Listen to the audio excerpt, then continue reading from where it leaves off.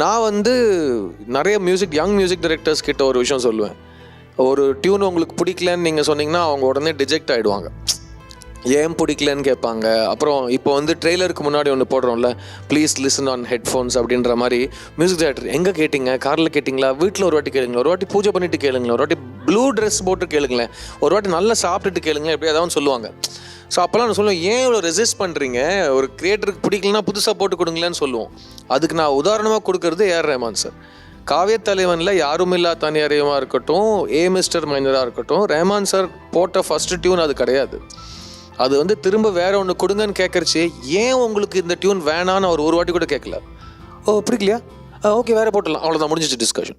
So அப்படி வந்த ஒரு வரிசையில் வந்து எக்ஸ்ட்ராடினரி லிரிக்ஸ், பாவிஜய் எழுதின லிரிக்ஸ் அண்ட் யாருமில்லா தனியறையில் is a magical love song. அது வந்து ஒரு பீரியட் ஃபில்மில் வர ஒரு சாங்னு மைண்டில் வச்சுக்கிட்டாலும் அது ஒரு டைம்லெஸ் சாங்னு எனக்கு அந்த பாட்டு எப்போ கேட்டாலும் தோணும். Max gold, cash for gold. Call 044 4545 4545.